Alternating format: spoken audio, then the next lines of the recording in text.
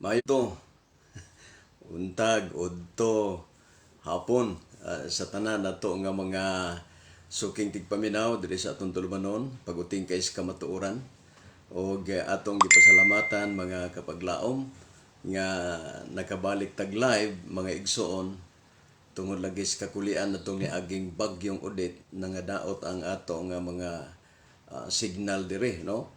Ug ato lang gipasalamatan mga higala nga nabalik na gyud na sa hingpit mga kaigsuonan. Mo na nga kumusta ang atong mga mga suking tig paminaw, mga viewers nato. No ay mo kalimot mga kapaglaom sa pag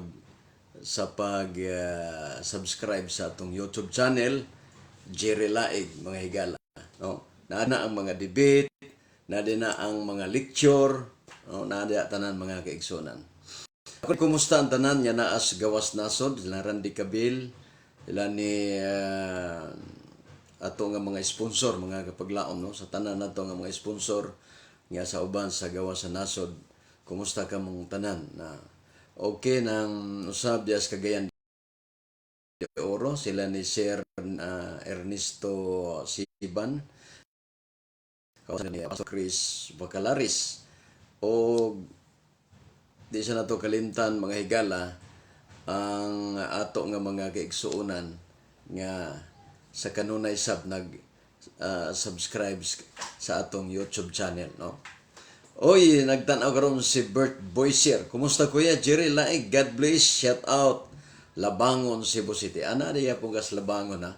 Mas maayo, no? Nang napiktahan jud ta sa bagyong Odette, no, bisan sa Cebu mga kaigsunan. Pero sa pagkakaroon nagbalik na mga kapaglaom ang atong signal. Wala ta kagamit og laptop mga higala kay nadaot man ang atong LCD, no, sa atong laptop. Tinala sa tag cellphone mga kaigsunan. Before ta magsugod higala, magampo sa ta, no? Dalaygon may na mga Dios. Salamat Ginoo. Tabangi kami, tagay kami dugang kay balog kalam o pasayasad kami sa musala. O andama ang amo nga mga viewers, mga listeners sa paguting kay sa kamaturan. Salamat sa pagtubag sa ngalan ni Jesus. Amen. Okay, nang atong isgutan ning pinaka hinungdanon mga higala, kini bang the original nga pagkaon nga usahay akong namatikdan mga higala nga ang mga Seventh Adventist igo lang gyud nagtug-an sa tinuod mahitungod niya ang mga original nga mga pagkaon, no? Mga pagkaon nga gitugod sa Ginoo, pero alang sa uban nga mga dominasyon daw ila natanggi kanabang gitumuan mga kaigsuonan niya mga sulpot wala mahaom sa Biblia, no? More mga kaigsuonan niya gitudlo sa Seventh Adventist na agis Biblia og dili sa pagsungag sa gisultis Ginoo dias Biblia. Wala ba nga gisungag mga kaigsuonan sa mas mga pagkaon. Kung mo basahon ang Genesis 9:3, ang the original nga pagkaon gihatag sa Ginoo kadtong mga utanon nga nagalihok nagatubo mga utanon, prutas, utanon mo gina sa original nga pagkaon. Unya pataas po na sa atong kinabuhi. Okay, ang atong kinabuhi karon mga kapaglaom na namubo naman tungod sa lifestyle, tungod sa sayop nga mga pamaagi, mo hinungdan higala nga namubo, no? Maglisod ang kaabot og 80, maglisod ang kasabot og makaabot og 70. Mo nang galisod na tungod sa mali, kung sa Tagalog pa, sa mali nga akala o sa mali nga paggawi, no? Sa sayop nga paghimo mga kapaglaom mo nay hinungdan sa mga daghan kaayong mga sakit.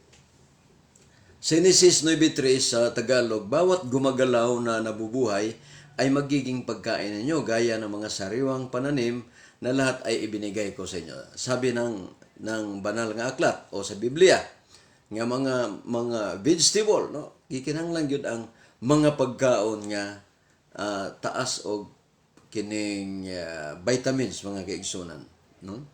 Taas og vitamins. Aron mag-greet na mo mga kapaglaom, pwede lang mo message gamay parang mutatak ang inyong mga pangalan, no? Matatak ang inyong mga pangalan. Okay? Oh. Unang Korinto 10:23 sa Tagalog version, no? Sabi dito, maaari nating gawin ang kahit ano, pero hindi lahat ay nakabubuti o nakatutulong. Sabi ng Biblia, pwede kuno lahat, no? Gawin natin lahat. Kahit ano. Pero tandaan natin, hindi lahat ay nakabubuti o nakatutulong sa atin. No? Nagtanaw karon si Rosita Lazar Ranulio Ranieses. Usa sa ato nga mga sponsor mga kaigsonan diya sa Bohol, no? Kumusta mo diya sa Hagna? Ujong, no? Dugay-dugay na kung wakaanha diya ba? Regards lang ko diya tanan, Sister Rosita, no? Okay. Sa diya nga nahitabo mga higala, nakita sa Ginoo nga murag dili na maayo ang dagan sa kalibutan. Ang gihimo mga kaigsonan, gitaga ang mensahe si Noah o si Noe nga paghimog arka, ingani ang design sa arka unya pagmensahe. Ang mensahe ipasakay lang sa arka. Pasakay lang. Unya human na mga kaigsunan, sa diya nga tagaan na sig mensahe, nagpurma na no ng architect po ni si Nueva. Unya nagpurma na ang arka na nagkuha na siya mga kining katulong para nga maghimo nag-arka. Dito na daghan na kay mga pagbibigay. Grabe taas kaayo ang proseso sa paghimo sa arka, sa pagwali. 120 katuig mga kapaglaom, no? Diya man ta magsusi higala kung unsa gyud ka tinuod og nganong nga gitugot ang pagkaon sa unod, no? Mayong udto Brother Jerry watching from Hagna, Bohol. Okay.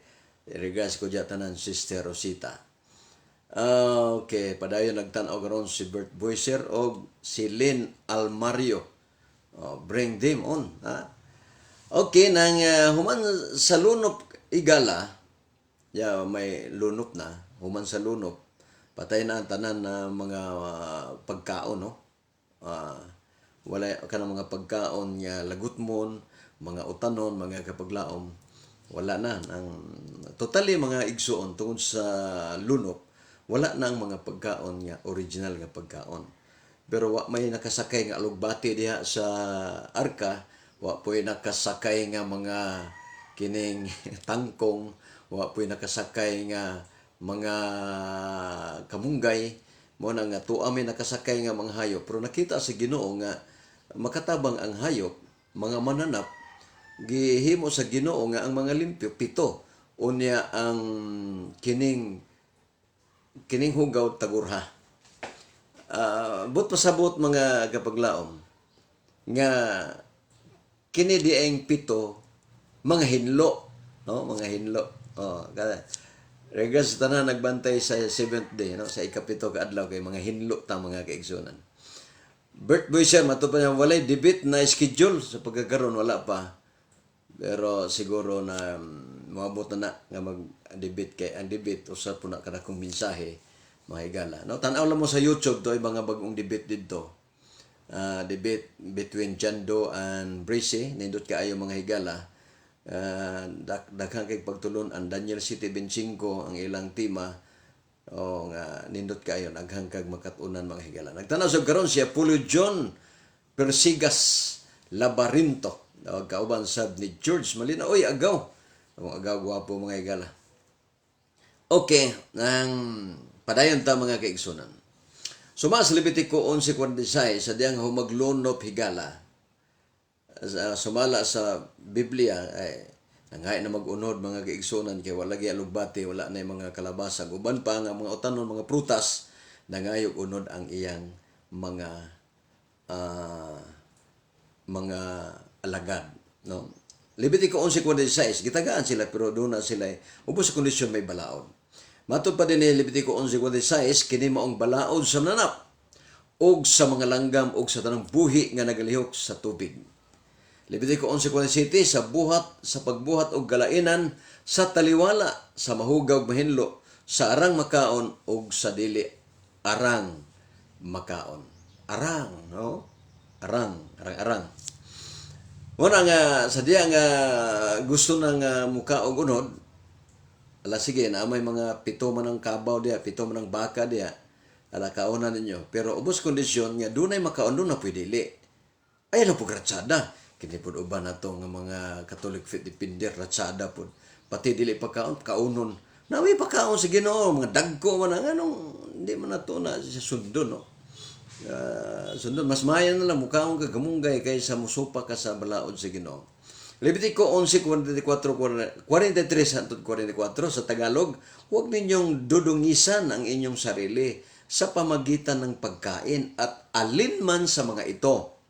Dahil ako ang Panginoon na inyong Diyos, italaga ninyo ang inyong sarili para sa akin at kayo'y magpakabanal dahil ako'y banal. Mao na ang resulta kung magtuman dita sa sugo sa Ginoo o kapaglaom. Ang resulta, mahimot ang balaan. Kaya nga ang nagsugo balaan man. Ato pang Bert Boiser na i-debate ni Jando o Brice na himuot kay na high blood si Jando. That Aramaic, dili daw subay topic. Basta debate gani higala, unya magisgot og kining mga laing pinulungan, dili na siya labag.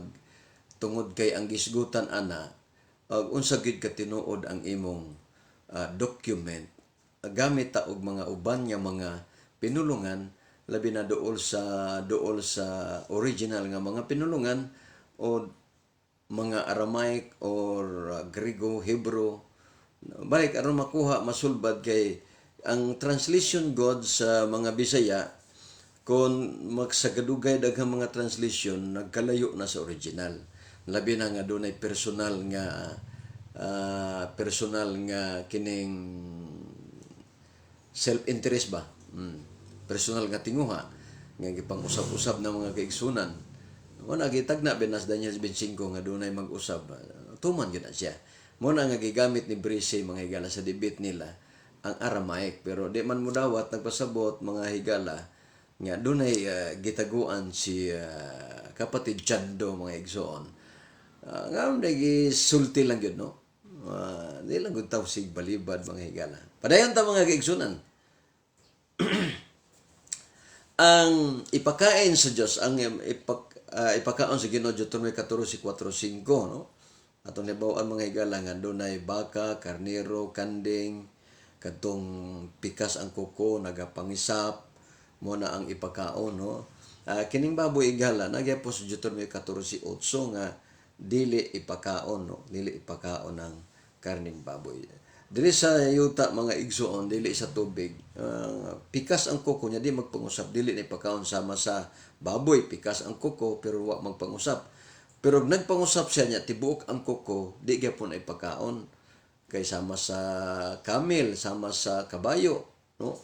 Tungod kay ang timailhan sa ipakaon higala na pikas ang kuko og nagapangusap, muna siya ipakaon.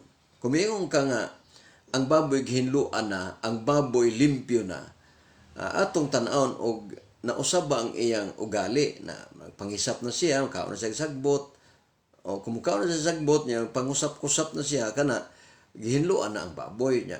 Naganabang mura na siya baka ba nga magpangusap na siya, ana. Kaya na-change man na mga higala, pero kung wala, amara gihapon. Nasayop lang ang atong hubad. Siguro ang gipasabot na ng tekstong imong gibasa mao na ang dunay gipasabot nga naghulugan og mga tao, no? Abi na makigsunan kun atong tagaag pagtagad higala nga ang mananap nga gigiyahan yadto sa pagsaka sa arka, di basta-basta higala kay way mga tao nga naggiya, no? Tinagura, tinagpito, wala sila ra gyud mga igsuon ang nangadto didto tinagpito, linya pa, no, nang arrange pagkaayo mga kaigsunan. Una nga lipay ta sa mga pamaagi sa Ginoo nga gusto sa Ginoo higala nga kun mukaon manggaling ta kanang pinasubay po sa balaod. Dili kay ratsada tang mukaon, ratsada ta nga kauno na to kay lagi di man makahilo ayaw.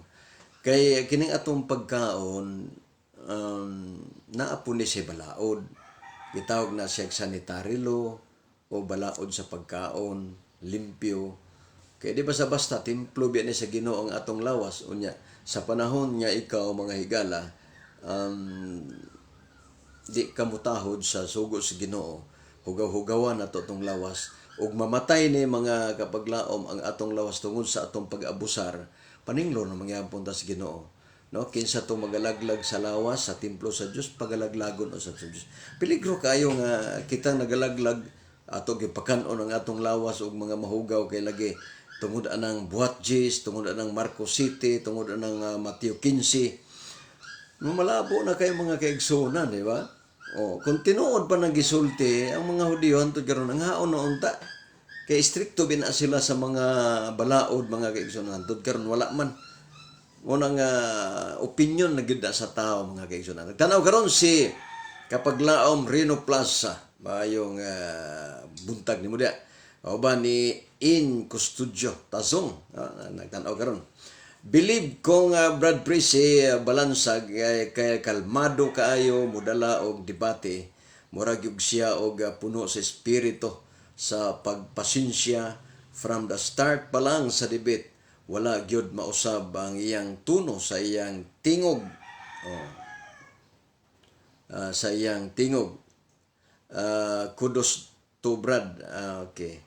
Brissy. Congrats to Brad. Brissy, congrats to him. Keep it up, bro. Okay. No? Tama.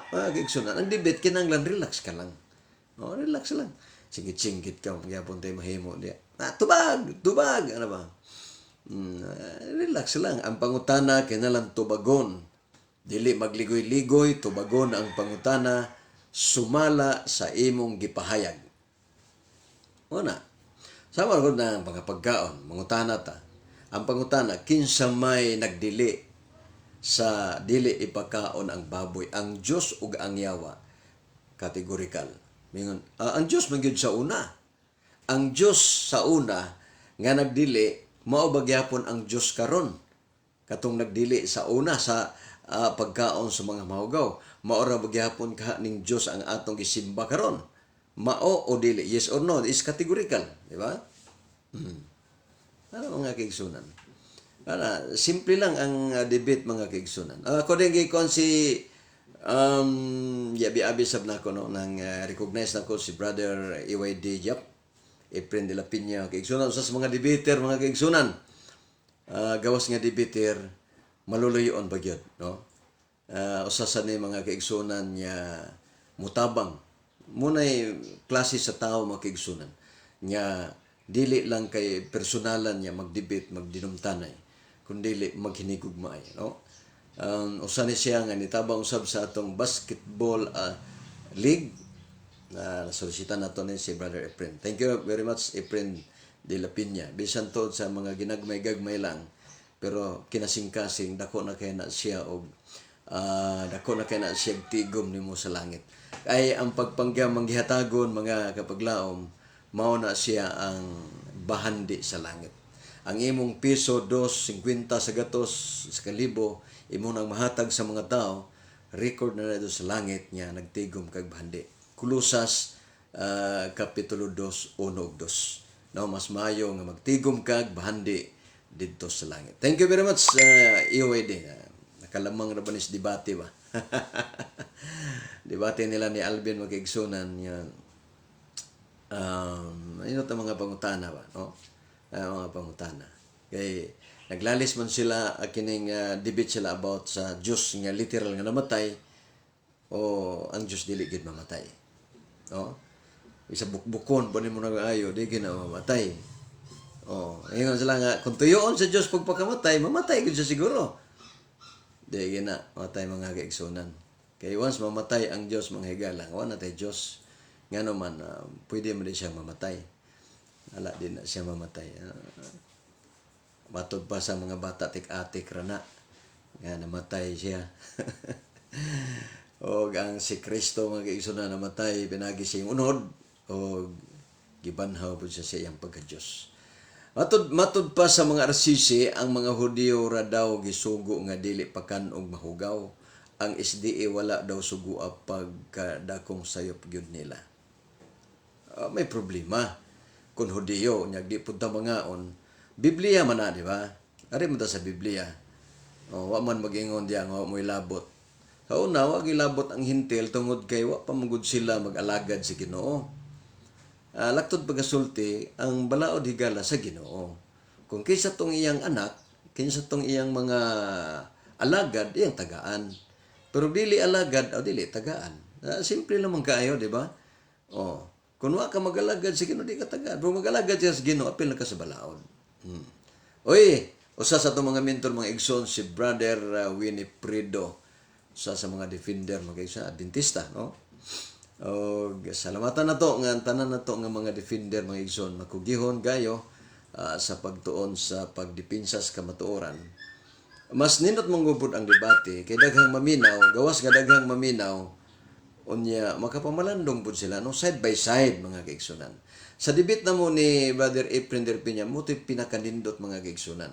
Personal na i-debate niya ang gibutang sa YouTube, daghang nakatan-aw mga igsoon, no? Pili lang gud kung sa total Ginoo ramay mo luwas na ito mga kaigsunan. Dili lang punta mo hukom na yung mga tao. Kay basin yung mga luwas niya, pag-abuto sa langit, kasabaan ta, naalagay ka. Sikag pang kwan diya. Ato lang, kutob kung na kung to sa Biblia, atong isulti.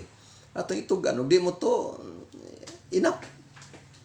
That's enough. Di na ta magsipamugos mga kaigsunan. Kay, maglisod magani puntag sa tungkog lingon. Sige puntag pamugos nila. Okay, balikan nato igsoon diri ta sa tubig na yung mga tilugon nga mga isda, no? Nga Levitico 11:10 na mga himbis. Ang himbis usa na siya sa protector.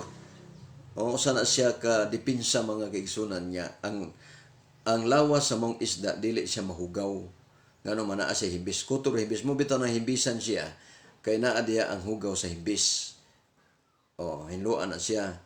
Pero katong wala himbis mga kaigsunan, kasagaran labi ng mga bagong nanganak, no? Bagong nanganak, bughat, tungod kay dili siya tilugon mga kaigsunan, no? Okay, nagtanaw karon si Lisa, akong pag-umangkon, Padinyo. Okay, kumusta maayong pagtanaw. Ang clean mga kaigsunan, siguro gyud ko limpyo gid siya, no? Ang unclean, hugaw gid siya. Dili pwede ang hugaw daan niya hinluan. Katunong limpyo nga nahugaw mo to hinluan sa mas baka nagatapad siya kaning baboy, no? Hinluan to nimo mawala to siya. Pero ang baboy nga mo inungdan sa kahugaw, dili na siya pwede hinluan. Kay wa man tay makuha nga limpyo gikan sa mahugaw sumala sa hog mga kaigsunan. Okay, ang karumal-dumal nga pagkain, no? Okay, sama sa unod sa baboy, naa say parasite, no? Naa say parasite mga kaigsunan. Ang makita na to dire igsoon ha, ang parasite mga kaigsunan. Okay. Na dire igsoon ang mga parasite, no? Kana bang ang gitawag nila higala o mga bitok nga gagmay ba? Nyagi mo po na siyang kanon mga igsoon, mo padulong po na sa atong lawas. Padulong na sa atong lawas nga mga pagkaon, no? Gikan na sa baboy, padulong sa atong lawas, padulong na sa atong lawas tinae, sa atong stomach. No, hantod maka-create po na og sakit mga higala nga ang atong lawas duna po say parasite. Grabe man gud ang ulod mga igsoon sa baboy bisan sa kinibitawng kining presko nga mga unod kini igsoon, no? Presko nga mga unod higala naa siya kining bitok o kini siya naa ni siya sa mga unod nga kanang dili tambok nga unod higala. Na siya diya. Mura siya ugat, nag-ubay-ubay siya diha pero bitok na siya mga kaigsunan niya. Kung mupadung sa to sa tong lawas kini ug ato nang kanon higala padulong na siya dinhi, Oh, kini siya. Padulong na siya dinhi. Na magpundo na diha antod na ang tao mga kapaglaom magkasakit. No, magkasakit siya tungod kay naa naman siya yung parasite kini siya, parasite. Oh. Mao na siya mga kaigsunan. Og dinhi kini madugay-dugay na ni siyang karne, daghan ang gyud siya kaayo no. Kini mga higala og gusto mo nga mo kining mo sulay kanang bag-o ninyong pinalit bitaw nga karning baboy, butangin ninyo coke, manggawas na ang ulod mga kaigsunan. Bubuin ninyo og kining soft drinks coke, mugawas na ang mga ulod mga kapaglaom. Oh. Mo na siya higala no. Dili na siya basta-basta mga kaigsunan. Okay nang atong hinumduman mga kapaglaom nga dili ni amo nga kining pugson mo nga di gid mo pakanon. Depende rin ninyo. Hello uncle. Thank you nagtan-aw ka. Guwapang pagumangkon mga kaigsunan. Okay, Sammy Byron, maayong buntag. Okay, may buntag siya nimo. Ay, kaluod anak ko, oy, tinuod. Luod jud siya. No, sa paghibaw gud nako ani bisag dili pa ko Adventist sa una. Kami sa imong papa Delisa. Dili na may mga os baboy, mga Katoliko pa mi tungod kay among nabasa sa Biblia nga ang baboy day hugaw. Kun hugaw natural na agi siya mga ulod. Oh. Kaya mga pagkaon niya mga kaigsunan dili limpyo. Dili sama sa mga mananap nga muka og kining mga sagbot sama sa baka, kabaw, dili kay sa peligro mga kaigsunan, no? Dili kay sa peligro. Wala nga ang giingon sa Biblia mga mahugaw, no? Deuteronomy 14:3, do not eat any detestable things. Kini mga pagkaon mga kaigsunan niya dili makaayo sa atong panglawas. Okay, unsa pa nga bawal? Don't be drunk with wine because that will ruin your life. Instead, be filled with the Holy Spirit. Ephesians 5:18, no? Isulti gyud sa Biblia nga undangan nato ang pag-inom sa mga bawal nga mga wine kon bino mga kaigsunan. Bino makadaot sa panglawas. Kung gusto kang perminti kang gwapo, perminti kang hamis, biyaan ang mga bisyo, sigarilyo, inom, pagkaon sa mga dulumtanan, hugaw nga mga karne, aron niya limpyo ka mga kaigsunan, no? Limpyo ka. Karon ang aghamang gyud mo suicide ning uban mga kaigsunan, mingon man niya. Brajere nang ang bahala kong malaglag ko ani, no? Atong tanawon mga kaigsunan. Kini ba nang dili ba basta-basta mga igsoon nga kini bitang maimperno ta mga kaigsunan, di ba? Unsa may giingon sa Biblia, Isaiah 66:15-17, sunugon ang nagkaon sa karumaldumal sama sa baboy ilaga. Mabasa sa Isaiah 66:15 hantod sa 17. Dili ba sa basta-basta ba mga kaigsunan nga sunugon ta, dili ba pobre ba taning kalibutan na unya sunugon pagyud ta mga kaigsunan. Mo na nga ang ato lang ini igsoon ang pagpahibalo lang gyud, no, ngadto sa mga tao mga igsoon. Unsa may angay buhaton nato? 2 Corintios 6:17 basahon nato mga kaigsunan nga ang ingon diya nga magpalayo kamo, magpalain kamo, ayaw na maghikap sa mahugaw. Nag-ingon ang Ginoo niya. Naingon bagid siya, himuon ko kamong mga anak, lalaki o babae. Karon ang Isaiah 55:7 igso nag-ingon, let the wicked forsake his way, no? Biyaan nato ang dalan sa pagkadaotan og ang pagkadili matarong nga tao sa iyang unahuna. Unya balik tas Ginoo, and He will have mercy upon him, and to our God, for He will abundantly pardon.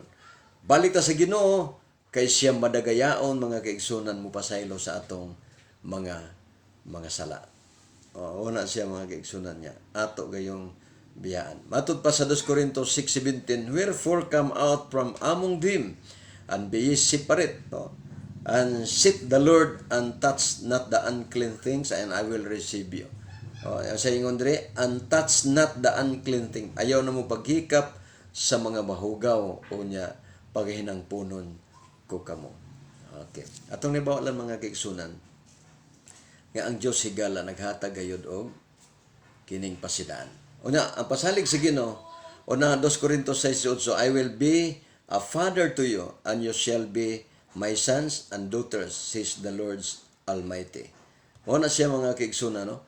O salamat sa inyong pagpatalinghog mga higala o manghinaot kong kini nga mubo nato nga pag live sa Facebook.